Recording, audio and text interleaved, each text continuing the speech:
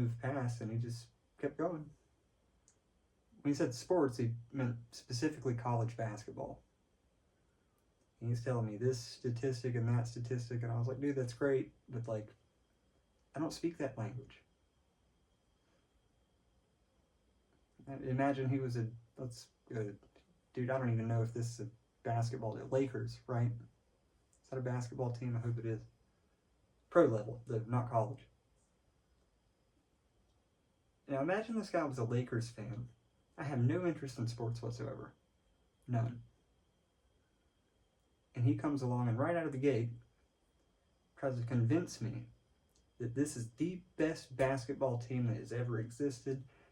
He has all these reasons. He has a book of some kind that proves this to me. Now imagine that was the case.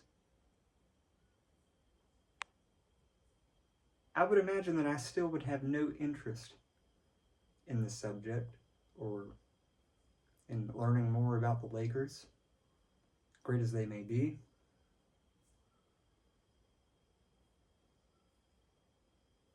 And that seems a bit odd to me. I was a salesperson for a long time. I guess I still am. I really enjoy it, but what sales is for me is really just conversation.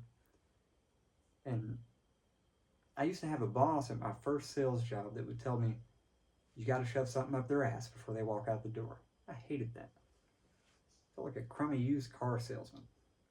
But for me, I don't want to sell you something that you don't need. If I want to sell you a t-shirt, I'm going to ask you, are you interested in buying a t-shirt? If you say no, that's the end of the conversation. Now, if I were to follow you around the block and insist that you buy one of my t-shirts when you're more of a tank top guy, I mean, that's just ridiculous. That's just, you're just being bothersome. And the only way that I would try to peddle or push this stuff on you, 100% honestly, is if I had a donation box over here, if I thought I could gain monetarily from you. I'll tell you anything you want to hear then. How insensitive. Maybe the guy's a nudist. Maybe he prefers to wear un vestido, a dress. I mean, you don't know. You don't know what's good for other people. You don't push things on them. By that same token, I'm not trying to push anything on you. I'm not trying to bother you. I'm not trying to disturb your peace or your illusions or anything like that. I told you, I warned you in the beginning that I was getting ready to lay it all out. And this might ruin everything. Because once you see it, you can't unsee it. And the show must go on. The game must be played. And we can't have too many of us walking around out here, and you'll see that there aren't. People like me tend to just vanish. And so if we circle back to the help thing, if somebody is asking for help, and you're willing to give it, then give it. But think about it more as assistance. Because when you say that I'm helping these people, I'm helping that person, I'm saving these people from God knows what you are doing subconsciously, or if you have a very large ego, consciously, placing yourself on a pedestal above these other people. You become the person who is strong, capable, and in charge, and these people are, whether you realize it or not, weaker and below you. This tends to be the problem with the left wing in the United States. There's all kinds of problems with the other wing. And then people like me stand in the middle and say, hey, like, stop throwing shit, like I'm getting hit. You know, the people who keep trying to fix racism are the same people perpetuating it. And they're the people, in my mind, and we're going to talk some shit about the other side too, don't worry. Again, I'm standing in the middle here, and I don't agree with either one of you. So what the left wing does is some overly loud, overly emotional, middle-aged woman with brightly colored hair will stand in front of a microphone and proclaim that she is going to fix life for the colored people or whatever. They typically run only on emotion. They typically don't have very much logic because warm feelings are preferable. And they want to make all these changes, which are going to involve a lot of money. They don't know where the money is coming from. It's going to involve a hell of a lot of force. Perhaps even the guns that they don't want around. Yeah, so that's kind of silly, isn't it? But if you refuse to pick a side, you will be an outcast.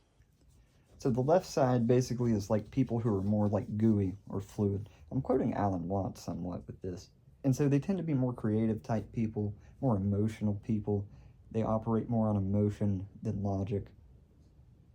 The dress is quite a bit different, quite a bit more bohemian, typically. Septum ring, brightly colored hair, stuff like this. And by the way, I'm speaking extremely, the two sides of the coin. Okay, so the typical person on the left is a self-righteous person who has made it their job to become a hero of some kind of minority. They probably drive a Subaru. They probably shop at Whole Foods and don't mind paying twice the price for something that's all natural. They typically use a bit of hipster slang, stuff like preach or fight for being an activist, but they don't have any black friends, and they never ask them what they actually want. They just assume, I know what these people want. Who the hell are you to say that? And tell me, what is an activist? What do they do other than stir up trouble and stand around and not work? I mean, either you're going to stand with a sign that nobody's going to read, nobody cares about, won't change a thing. Or you're going to do that, and later on, when it devolves into a riot, you're going to get in on that. So you're either useless or violent.